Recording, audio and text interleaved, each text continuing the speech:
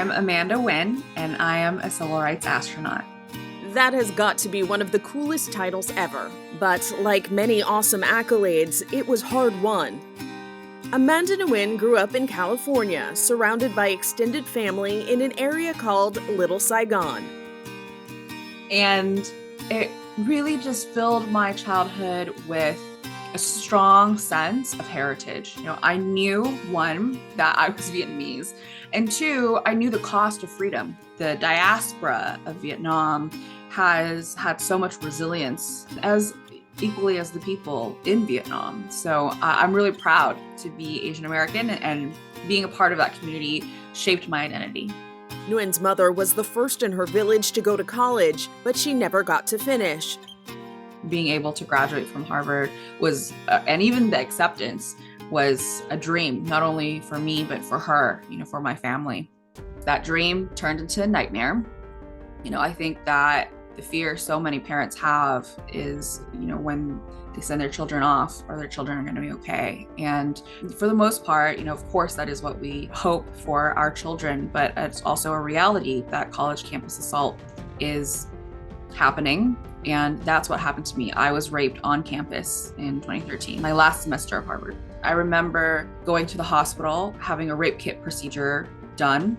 Mine was 6 hours long. Most people don't realize that this life-saving medical attention and evidence collection process, the rape kit, can take from 3 to 7 hours. And I had spent the night there. I remember walking out of the hospital, the front desk giving me a taxi voucher to go back to the dorm room where I was raped. The sun was rising, and in that moment, I was alone. And I'd never more fully understood the definition of lonely than in that moment, where my life absolutely changed. I was given packets of information, and on one of those brochures in that packet, one line changed my life forever. It was that at 6 months, that my rape kit, untested, could be destroyed by the Massachusetts government. The forensic evidence collected from a survivor's body is often the only proof a sexual assault victim ever has. How they are processed and stored was traditionally left to state governments. Even though there was this guideline provided by the Massachusetts Department of Justice to destroy untested rape kits at 6 months, even if the statute of limitations is 15 years. And this was one of the myriad of ways in which the criminal justice system is stacked against rape survivors and sexual assault survivors. Every single day, I felt the thundering of that ticking second. While I was eating, while I was showering, while I was doing anything, I lived because of the criminal justice system by the date of rape. It was 5 months to destruction of rape kit, 3 months to destruction, 5 days from destruction of kit. That was how I lived, and how 25 million people lived who have to, because of the stigma that survivors face, hide it, not tell people about it, even though we were the ones that were hurt. I say this often, I stick by it. The worst thing that happened to me wasn't being raped. It was being betrayed by America's criminal justice system. With a Harvard degree in astrophysics, Nguyen's focus shifted from exploring space to getting justice for herself and for all survivors. I remember the rage that fueled me when I saw that my rape kit would be destroyed, that I had no way of actually extending it, that I didn't even know where the DNA from my body was taken and stored. And I refused to let this broken system take my justice away from me. On November 1st, 2014, Nguyen says she sent an email to her peers, former bosses, friends, and more. I said, we're starting a campaign to write these survivor rights into existence, to fight for them, to reform the criminal justice system so that it is trauma-informed for rape survivors, for victims going through the process. And I sent it to everyone I knew. And that was how I started. RISE is a non-governmental civil rights organization that started with the mission to rewrite the laws concerning sexual assault victims. We approached everyone, no matter how powerful, no matter how high up they were. So it takes 10 to 15 years on average for a bill to pass through the United States Congress, and ours passed unanimously in 7 months. Amanda and her team introduced the Sexual Assault Survivors Bill of Rights. It guaranteed that a rape kit examination would be performed free of charge, and that law enforcement would hold on to that evidence for the duration of the statute of limitations. It also made sure rape survivors were notified if there was a match to their kit, and requires states to let survivors know if their kit is going to be destroyed. After passing through Congress, this landmark legislation was signed into law by President Barack Obama in October of 2016. Nguyen says the passage of this bill was empowering. Rape is about power. It's about taking away bodily autonomy, a base elemental right that all humans have. And to have it taken away can distort self-worth. What are we surviving? It's not only the physical attack, it's the societal and mental trauma attack afterwards in a world that tells us that it's your fault, the victim blaming of survivors. And so it felt empowering. It felt like we had agency to be able to share our truths. The Sexual Assault Survivors Bill of Rights passing through Congress led to individual states passing their own bills, giving more rights to the estimated 25 million rape survivors in the United States. The U.S. wasn't enough for Nguyen and Rise. They had the goal of changing the world.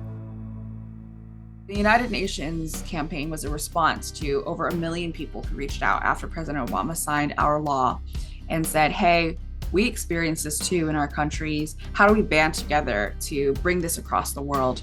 And so we brought it to the United Nations. The experience did not go as smoothly as getting bipartisan support in the U.S. Congress in just 7 months. How do you go from being a rape survivor, children of boat refugees, to being in a room with heads of states and presidents to talk to them and negotiate for human rights around the world? At the time, the United Nations had no guidelines for the treatment of rape victims outside of the context of war crimes. A Global Survivors Bill of Rights gave voice to the kind of violence that can happen during times of peace. One of the ways Rise courted United Nations officials was through clothing. First, activists set up mannequins inside the United Nations lobby. From far away, it looked like an art exhibit. And we put the outfits of survivors within our team on these mannequins, outfits we wore when we were raped. And during Fashion Week, the most commonly asked question is, I love your outfit, what were you wearing? I remembered, I was like, oh, I've been asked these same exact words after my assault. What were you wearing? And the same words in one context is empowering. It's your identity, it's what you choose creatively to express yourself. And in the other one, it's blaming you for the violence that happened to you. We created the first ever New York Fashion Week Survivor Fashion Show, where we had survivors walk the runway, and we partnered with the fashion industry to loan outfits that made our models feel really good to walk in. And we had allies who also joined in our walk. The point was that you didn't know who was a survivor or an ally. And we invited the United Nations diplomats to come sit front row. And so they did, and we actually confirmed 25 countries' votes on the spot for that first show. 25 is a start, but Nguyen and the Rise team had a resolution that would be voted on by the 193 members of the United Nations. But after 6 years of organizing, even though over and over again we were told it is impossible, we proved that impossible is just an opinion, and we passed it unanimously. Our goal was to create the standard system by which the justice systems of the world have agreed, this is how rape survivors should be treated. Equally, perhaps as important, was making rape a world issue, demanding that world leaders take this issue seriously, because rape was just swept under the rug as, in a bucket of gender-based violence. My justice is making sure that no one has to go through what I had to go through. And to see that translated on a worldwide scale, it felt like a curse breaking. It was the most out of body and yet grounding experience I've ever had. And I hope that every survivor feels that justice.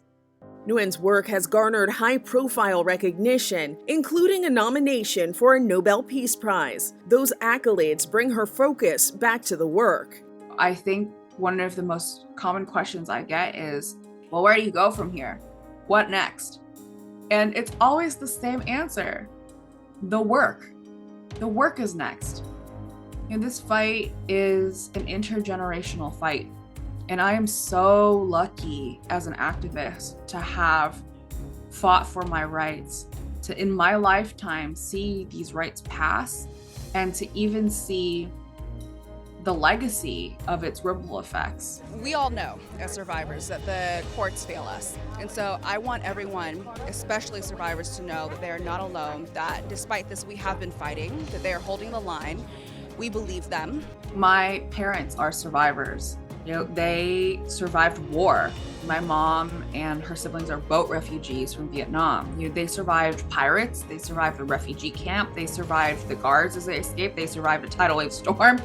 You know, so when people ask me, well, how did you have the courage to take on the United States government or the United Nations to pen your own civil rights into existence? You know, I look at my mom and I look at my aunt and I say, if they went through all of that, what's emailing a senator? Despite taking on governments and organizing for the rights of herself and others, Nguyen sees true activism in terms of an emotion. I think joy is the most radical form of rebellion. And that also applies, by the way, to people who don't want to be activists. You know, I do meet a fair share of survivors who come to me and say, you know, I didn't speak up. I just try to survive. And to those people, I'm going to say that is absolutely within your right. You do not have to do this labor to fight the world. Your existence, your health, and your happiness is in fact activism in itself. In a world that doesn't want you to be happy, and in a world that tells you you shouldn't be happy, the fact that you are is an act of rebellion. Nguyen believes her science background helped her strategize her activism. I knew that the dreams that I had to be an astronaut had to be put on hold because there was this part of me that would not stay quiet, refused to be anything other than a person that would seek justice. I made a promise to myself when I decided to defer my astronaut dreams in order to fight for our rights. And that person has always been there. After I passed the United Nations, you know, I couldn't ignore her anymore. And so I joined the International Institute of Astronomical Sciences and started bioastronautics research, training in those IBA suits. And yeah, it was recently announced that I'm flying to space with Blue Origin. To the girl who has waited your life for this day, the girl I was before I was hurt and carried the hurt of millions of others, I honor my promise to you. By fulfilling her astronaut dreams, Nguyen is breaking another barrier. So now I'm gonna be the first Vietnamese woman and Southeast Asian woman in space. I wish that I had someone like me growing up, somebody who lived their life so authentically in both their pain but also their joy. I think that female emotion is one of the most powerful things that exists, which is why it is so highly criticized and regulated. Mẹ ơi, mẹ đã vượt biên để con có thể bay cao. Mẹ vượt đại dương để hôm nay con chạm cả bầu trời. For all little Vietnamese girls, Southeast Asian girls out there, or anyone who sees me in them, I want you to know that you can honor all parts of you, both your pain, the justice you seek, and also your dreams, because they can all be honored. I'm TC Newman for Inside Edition Digital.